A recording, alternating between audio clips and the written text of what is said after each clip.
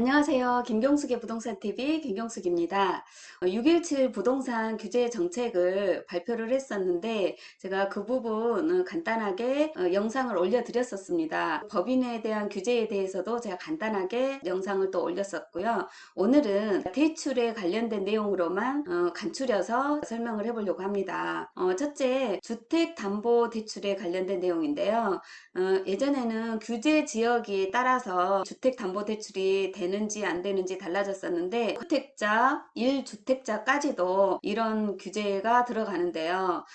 무주택자는 물론 집이 없으니까 이사해서 전입만 해서 사시면 되는 거고 1주택자 같은 경우에는 전입해서 이사하고 또 처분하고 이 두 가지를 같이 해야 되는데 이게 6개월로 줄었어요. 예전에는 1년이나 2년이었거든요. 그런데 이 6개월로 주니까 6개월 안에 이사를 하고 처분을 해야 된다? 굉장히 좀 짧은 기간입니다. 이게 경우에 따라서는 가능할 수도 있겠지만 집이라는 게 팔려고 하면 정말 생각처럼 이렇게 빨리빨리 한두 달 안에 이렇게 팔리는 경우가 드물거든요.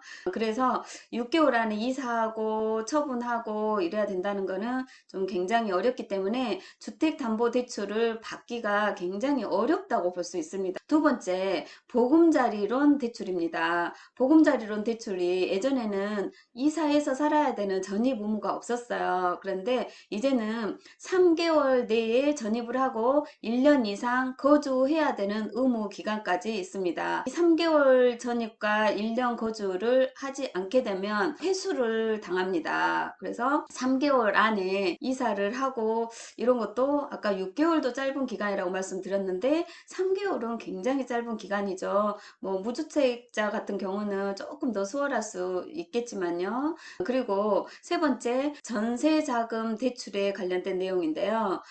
전세자금 대출을 투기지역이나 투기과열 지구에서 3억 초과인 아파트를 구매를 할 경우에 회수를 합니다. 3억 초과 투기지역 투기과열 지구 같은 경우는 3억 이하인 아파트가 굉장히 눈 씻고 찾아도 정말 힘들 거예요. 그러면 3억 초과인 아파트에 대해서 구매를 하게 되면 전세자금 대출을 회수를 한다는 것은 아파트를 사지 말아야 된다라는 뜻으로 보입니다. 그리고 네 번째, 그러니까 주택도시보증공사에서 전세대출 보증 한도가 2억 원으로 인하가 됐어요. 그래서 대출 받으려면 이렇게 소액으로 줄어들고요. 다섯 번째, 주택매매 임대 사업자들이 주택담보대출을 받으실 경우에 금지가 됩니다.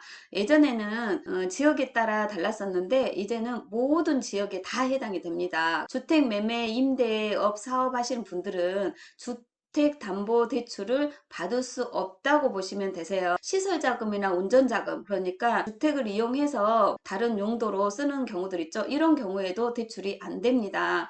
1일부터 시행이 되는데 임차 보증금 반환 목적의 대출도 안 됩니다. 임차인들한테 반환을 해줘야 되는데 대출이 막히게 되면 임차인들과 임대사업자와의 관계에서 분쟁이 또 생길 여지가 많을 것으로 우려가 됩니다. 7월 1일 시행이니까 6월 30일까지는 대출이 되고요. 비영리법인이라든지 공익법인 같은 경우는 대출이 가능합니다. 5가지로 제가 대출 관련해서 이번에 6.17 부동산 대책에서 대출과 관련한 내용만 제가 간추려 봤는데 금융위원회 금융감독원에서 7월 1일 시행하는 보도자료 내용으로는 첫 번째 말씀드렸던 주택담보대출, 다섯 번째 말씀드렸던 주택매매 임대사업자에 대한 주담대출 금지 내용, 이 두 가지를 후속 조치로 시행을 하겠다고 6월 30일자에 또 보도가 됐습니다. 이런 부분들이 좀 우려가 되는 게 지금 이 5가지 내용을 들여다보면 무주택자, 1주택자, 그리고 주택매매 임대사업자에 대해서 규제를 하는 내용인데요. 지금 무주택자나 1주택자 같은 경우에 현금을 100% 가지고 집을 사시는 분들은 거의 없으실 거예요. 현금을 가지고 계셨다면 진즉에 사셨겠죠. 금액이 오르기 전에. 그런데 이제 미루고 미루다가 이렇게 대출이라도 받아서 더 계속 있다가는 더 오를 것 같으니까 대출이라도 받아서 어떻게 사봐야 되지 않을까. 이렇게 이제 큰맘 먹고 살려고 했는데 6개월 이내, 3개월 이내, 또 주담대출 금지 이런 내용들이 들어가기 때문에 무주택자, 1주택자들이 더 집을 사기가 어려워지는 상황으로 될 걸로 보이고요. 6.17 대책 발표 후에 또 잠깐 주춤했다가 다시 상승하는 이런 현상이 반복이 되고 있는데, 지금 규제 지역으로 추가 지정되지 않은 지역이 김포하고 파주가 추가 규제로 또 들어갈 수가 있을 것 같아요. 조정 지역에 들어가지 않아서 금액이 상승을 하고 있다 보니까 다시 또 조정 지역으로 넣어야 될지 세금 개편을 해야 되겠다는 이런 예상이 보이고 있고요. KB주택 시장 동향 자료를 보면 서울, 경기, 인천 같은 경우에 1주 만에 2배가 집값이 상승이 됐어요. 6.17 대책 발표 후에 불안 심리를 자극을 시키니까 금매나 저렴이 같은 경우에 뭐 수요자들이 많이 늘었고요.